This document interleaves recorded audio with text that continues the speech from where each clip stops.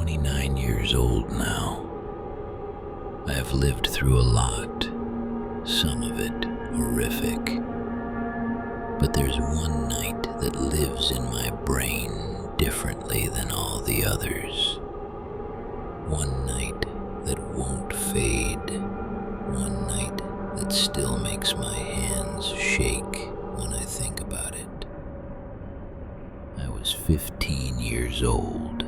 It was my first real babysitting job. A family in a quiet neighborhood, nice house, normal street, the kind of place where nothing bad ever happens. Mark and Diane were the parents. Their son, Charlie, was 5 years old. Sweet kid, big eyes, loved dinosaurs. Mark showed me around the house. Kitchen, living room, Charlie's bedroom. Then he stopped at the back door. Make sure you lock both locks on this door. The deadbolt and the regular lock. Both of them, okay? I nodded. Seemed simple enough. They left around 7 o'clock. The first hour was easy. Charlie and I played with his action figures. I made him dinner, mac and cheese, his favorite. At 7:45, I tucked him into bed. He looked so small under those dinosaur sheets. I went downstairs, turned on the TV. Everything felt normal. But then, around 8:30, I heard footsteps. I looked up. Charlie was standing in the doorway of the guest room. His face was pale. His little hands were shaking. "Chris, I heard something in my closet." I smiled, tried to reassure him. "It's okay, buddy. Let's go check." I opened his closet door. Nothing. Just clothes, toys, shadows. I closed it firmly, tucked him back in, kissed his forehead. "See? Nothing there. Go to sleep, okay?" 15 minutes later, he was back. Charlie stood in the hallway. His eyes were wide, his voice barely a whisper. "Chris, the closet door moved." I felt a chill run down my spine, but I pushed it away. Kids imagine things, right?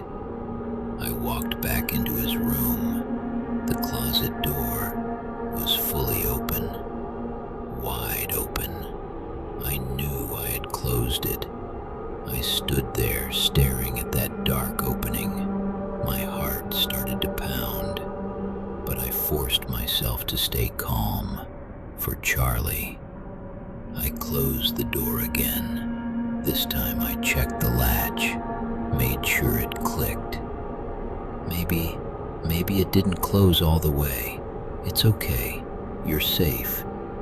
I tucked him in again, sat on the edge of his bed, rubbed his back until his breathing slowed. "I'll leave the hallway light on, okay?" He nodded. I went back downstairs, but I couldn't focus on the TV anymore. Something felt wrong. I sat there in the living room, listening. The house was quiet, too quiet. And then, "Chris," my blood ran cold. His voice wasn't scared this time. It was terrified.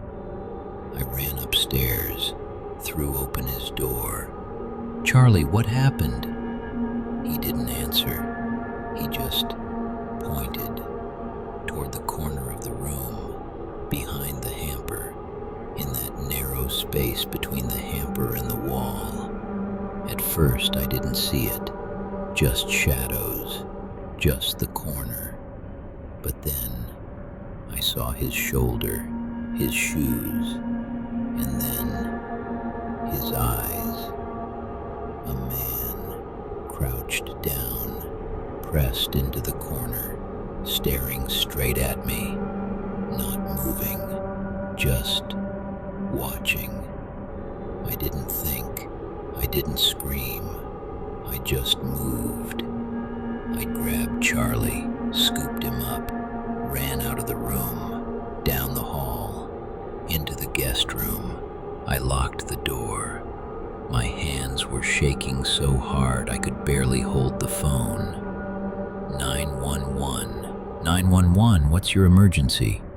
There's someone in the house. I'm babysitting and there's a man. He was hiding in the closet. Please send help. Okay, stay calm. What's your address? I held Charlie. He was shaking.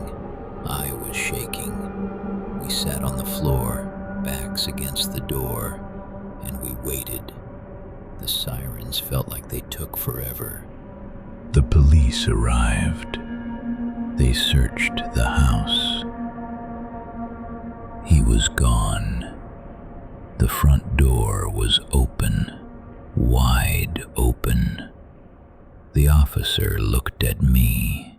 His face was grim. You said the parents told you to lock both locks on the back door? I nodded. Did you? My stomach dropped. I had locked one, just the regular lock, not the deadbolt. The officer didn't say anything else. He didn't have to. The man had been in the house the whole time, hiding, waiting, and when I only locked one lock, he let himself in through the back. He had been in that house with us for over an hour.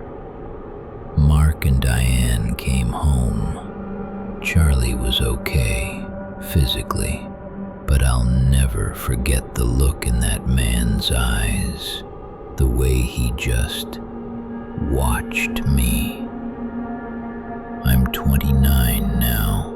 I've had a lot of horrific experiences, but nothing sits in my brain the way that night does. Because sometimes the worst part isn't what happens, it's realizing it could have been so much